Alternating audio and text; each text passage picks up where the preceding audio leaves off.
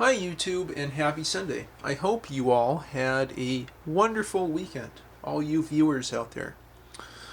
Tonight I just want to share with you a quick video about this new Core i5 server I've put together. It turned out I found this desktop being disposed of in my apartment complex, and I looked inside. I noticed it still had the DVD drive inside, and it looked like it had 10 gig of RAM and a Core i3 or i5 processor. So I thought, why not pick this up and use as my new server for running RStudio, as well as my website and my archives for the radio show that I produce on Friday and Saturday nights, the Copacetic Music Hour.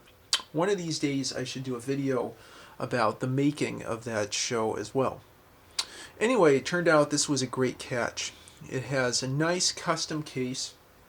I'll turn it around here a little bit to show you some of the features. It already had a DVD-RW drive, oops, up front. And I added in this multi-card reader, which you can guess is useful for me as I get videos from an SD card, and I often use memory stick or compact flash cards. That works really nicely. I could put in a couple more if I wanted. Up top, the microphone jack's good, but the headphone jack is taken out. Someone pushed it really hard. There's a couple USB 2 jacks. Here, maybe I'll move up a little closer here to give you a better view. There's a on-off status light, and then a reset switch and on switch, and these all work fine. Anyway, so then going towards the back of this, there was a motherboard, RAM, and fan, and then DVD drive. When I got this, I would add more stuff inside later.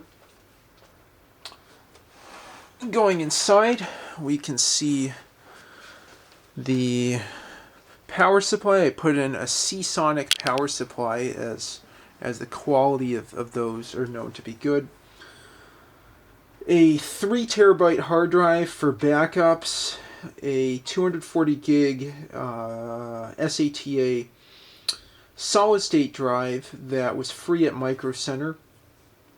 I added an NVIDIA Quadro K2000 2 gig graphics card. I believe that has 192 CUDA cores, and I hope to use that for not just video rendering, but also for parallel computing applications. This had 10 gig of RAM when I got it, but now I've upgraded to 16 gig of RAM, so it has the most of any computer that I own.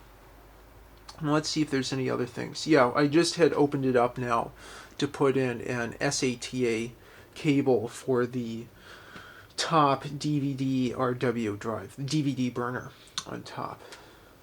Let's see if I can rotate this a bit. Excuse me, not, I got that wrong. So not NVIDIA Quadro K2000 and NVIDIA Quadro K420 GPU, which has been performing pretty well, to be fair. Now if I turn this around and let you look at the back, you can see that we have regular PS2 ports, a VGA and DVI port for the onboard graphics, a smattering of USB ports. It looks like 6, and I think at least 2 that are USB 3. Different inputs and outputs for internal sound. An Ethernet jack, which I use again since I host my website from this, so I don't want dropouts in the connection.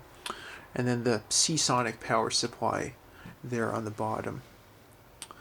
Anyway, I've really enjoyed this so far, and I will put the link to the web server so you can see my website's hosted on this in the description. It's been performing really well so far, and I hope to use it for video editing, for RStudio, for programming all sorts of things. Hopefully some parallel computing, although a lot of the GPU-R packages have been retired, it seems. Which is too bad, but I'm sure, I'm definitely going to take advantage of the GPU for video editing. Anyway, thanks for watching. I'm hoping to have some more videos this week, hopefully about using my Palm Trio for listening to internet radio. I found a lot of stations through some useful websites like FM Stream.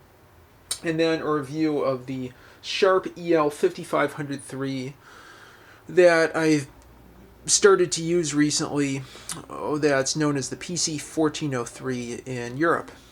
Thanks for watching. Please like, subscribe, and comment down below. Take care, everybody.